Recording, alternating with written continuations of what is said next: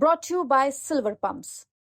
Top quality और consistent performance के लिए सिर्फ सिल्वर पंप नाम याद रखना। हमें हमलावर कह के संबोधित ना करें। हमला हमारे पे हुआ है, रक्त हमारा बहा है। उठ के जो मुंह में आ रहा है, कौन से इतिहास की बात आप कर रहे हैं? महाराणा सांगा जी को इन्होंने डायरेक्ट ऐसे कहा है कि ये देश के गद्दार थे। किसी के भी माँ पे बात आएगी तो बेटे का सबसे पहला फर्ज अपनी माँ के लिए ही होता है। ठीक है, गर्व से कहता हूँ कि माँ करनी का बेटा हूँ।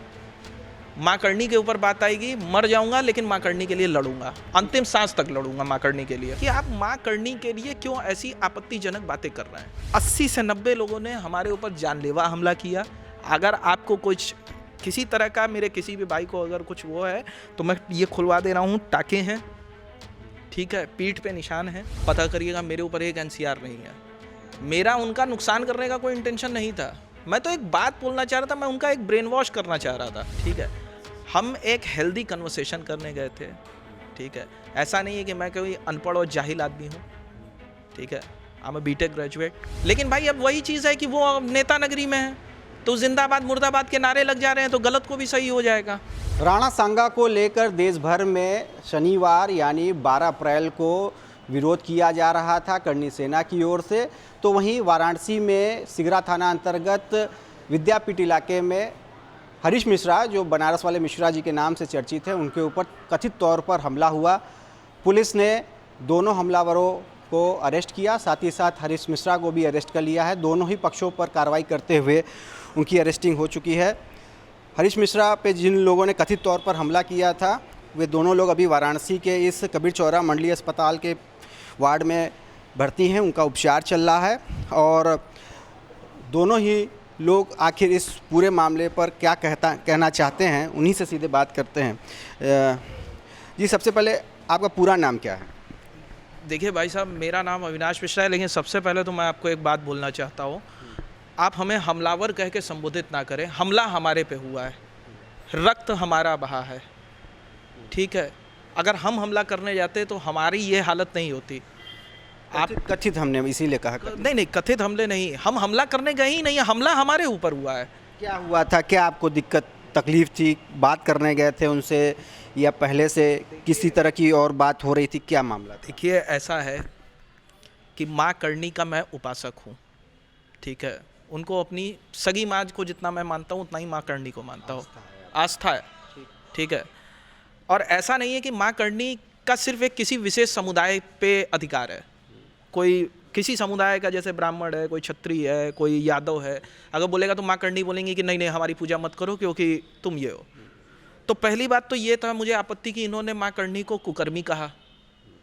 ठीक है, सेना को कुकर्मी सेना और वो करना है। देखिए, अगर आपको किसी चीज़ का विरोध करना है, लोकतंत्र है, आप विरोध करिए, लेकिन ये चीज़ कह के करिए कि मैं माँ करनी को बदनाम करने वाली इस करनी सेना से ये कहना चाहता हूँ कि माँ करनी का नाम हटाएं। ठीक है, आप डायरेक्ट माँ करनी के लिए कह दे रहे हैं। दूसरी बात, आप हमारे वीर पुरुषों की कोई भी जाति नहीं होती है। महाराज राणा सांगा का इतिहास आप पढ़िए, उनके वंशज महाराणा प्रताप रहे हैं। उठ के जो मुंह में आ रहा है, कौन से इतिहास की बात आप कर रहे हैं? महाराणा सांगा जी को इन्होंने डायरेक्ट ऐसे कहा है कि ये देश के गद्दार थे। दिखा दे मुझे इतिहास।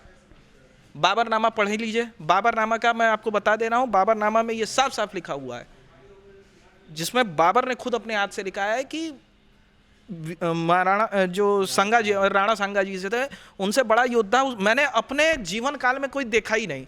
पता नहीं ये कौन सा फेसबुक और व्हाट्सएप का इतिहास पढ़ के आ जा रहे हैं, जो नए नए ज्ञान दे रहे हैं, उस पर जाति बंधन डाल रहे हैं, राजपूत भाइयों को संबोधन कर दे रहे हैं कि ये जो हमारे दलित भाई हैं उनका शोषण करते हैं, ये करते हैं। तो ऐसा नहीं है कि इनके ऊपर हम हमला करने गए, इनसे हम पूछने गए। और इसमें जो मेरा सबसे मुख्यतः सवाल था वो यही था कि आप माँ करनी के लिए क्यों ऐसी आपत्तिजनक बातें कर रहे हैं, जिसपे 80 से 90 लोगों ने हमारे ऊपर जानलेवा हमला किया।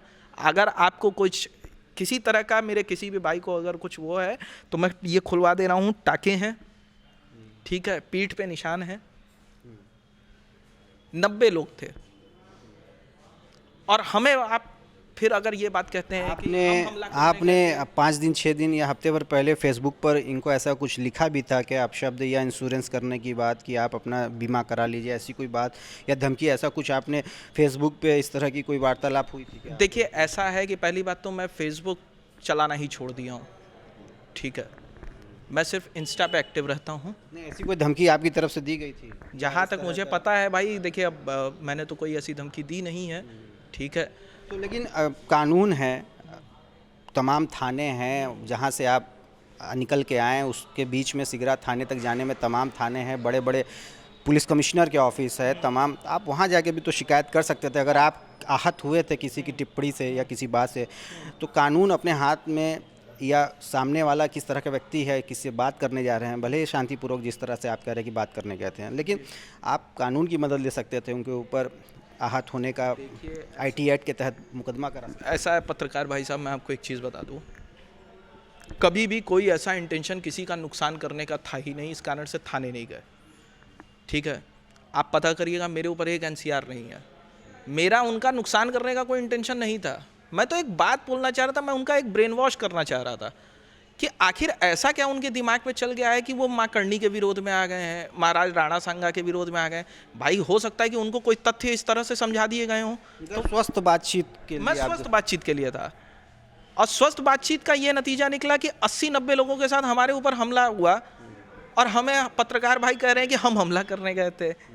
हमला करने वाला कभी भी घायल नहीं होता है, हमला करने वाला कभी बात करने नहीं जाता है, ठीक है। हम एक हेल्दी कन्वर्सेशन करने गए थे, ठीक है। ऐसा नहीं है कि मैं कोई अनपढ़ और जाहिल आदमी हूँ, ठीक है। I'm a BTech ग्रेजुएट, पढ़ी करते हैं आप अभी? मैं लास्ट पेशे से सॉफ्टवेयर इंजीनियर था, उसके बाद मैंने रिज़ाइन दिया, अपना खुद का स्टार्टअप किया है, ठीक है। और बार बार ये भी कहा जा रहा है कि आप कर्णी सेना के सदस्य हैं और उसी पांडेपुर इलाके में रहते हैं जहाँ पे जिलाध्यक्ष रहते हैं, तो इस तरह के भी आरोप लग रहे हैं। तो आपका वीडियो भी आया सामने जिसमें आपने कहा कि नहीं, आप किसी संगठन के सदस्य नहीं हैं, नहीं उसमें। देखिए मैंने कल भी कहा था, मैं आज भी कह रहा हूँ और आगे भी कहूँगा, कर्णी सेना का मैं लिखित तौर पे कोई भी सदस्य नहीं हूँ, लेकिन मैं माँ कर्णी का उपासक था, माँ कर्णी का उपासक हूँ, माँ कर्णी का उपासक मरते दम तक रहूँगा। और माँ कर्णी किसी विशेष समुदाय की माँ नहीं है, वो पूरे हिंदू समाज। संगठन से आप नहीं जुड़े हैं, आप इंडिविजुअल हैं, और हम किसी को हार्म करने थोड़े ना गए हैं, हम तो एक हेल्दी कन्वर्सेशन के लिए गए हैं। लेकिन भाई अब वही चीज़ है कि वो अब नेता नगरी में है, तो जिंदाबाद मुर्दाबाद के नारे लग जा रहे हैं, तो गलत को भी सही हो जाएगा। हम तो आपके ऊपर भी मुकदमा, आपके और आपके जो साथी हैं उनके ऊपर भी मुकदमा दर्ज भाई, क्योंकि हम कह तो रहे हैं कि हम कोई राजनीतिक आदमी तो है नहीं, हमें चुनाव नहीं लड़ना है। देखिए हम आपको बता दें, हमें इसका रवैया ये रहा कि आपकी बातों को सामने लेके आई, साथ ही साथ जो किसी संगठन का नाम ले रही थी उसको भी पुलिस ने डिनाई किया। तो अभी तक के पुलिस के व्यवहार रवैये से आप संतुष्ट हैं? देखिए पुलिस प्रशासन ने पूरी तरीके से जो उचित कार्रवाई थी दोनों पक्षों पे वो की है, ठीक है। उसमें मैं किसी के बारे में कोई पुलिस प्रशासन के लिए कोई टिप्पणी नहीं करूँगा। लेकिन बात यह है कि देखिए मैं अंतिम में बस एक ही चीज़ कहूँगा कि कोई आदमी हल्ला कर दे रहा है तो वो सही हो जा रहा है, और कोई आदमी शांति से बैठा है तो वो गलत हो जा रहा है। क्यों? क्योंकि उनके पास 10 लोग उपद्रोही हैं। तो ये बात तो आपकी तरफ से, या कहीं पुलिस ने भी इस चीज़ को डिनाई कर दिया कि किसी संगठन का नाम इसमें शामिल नहीं है? ये मानते हैं? मैं बिल्कुल, मैं बोल तो रहा हूँ कि मैं कर्णी सेना का लिखित तौर पे कोई सदस्य नहीं हूँ, ठीक है, लेकिन मैं माँ कर्णी का उपासक हूँ। माँ कर्णी, माँ जगदम्बा का मैं आजीवन उपासक रहूँगा। लेकिन बस यही है कि अब इस बात का पतंगड़ बनाने के लिए उनके पास 20 लोग 30 लोग हैं जो जिंदाबाद मुर्दाबाद कर दे रहे हैं। मैं कुछ हुआ इसके बावजूद भी मान लीजिए कोई इस तरह के अनर्गल बयानबाजी कोई करता है माँ कर्णी को लेके या किसी अन्य महापुरुष को लेके, तो आगे भी आप इसी तरह से ये इसी तरह चलते रहेंगे? अब देखिए कुछ ऐसे सवाल होते हैं जिनके जवाब सवालों में ही होते हैं, ठीक है। और रही बात माँ कर्णी की, तो देखिए मैं आपको एक चीज़ बता दे रहा हूँ, पत्रकार महोदय आप पढ़े लिखे और सुलझे हुए आदमी हैं, किसी के भी माँ पे बात आएगी तो बेटे का सबसे पहला फर्ज अपनी माँ के लिए ही होता है, ठीक है। गर्व से कहता हूँ कि माँ कर्णी का बेटा हूँ। माँ कर्णी के ऊपर बात आएगी, मर जाऊँगा लेकिन माँ कर्णी के लिए लड़ूंगा, अंतिम सांस तक लड़ूंगा माँ कर्णी के लिए।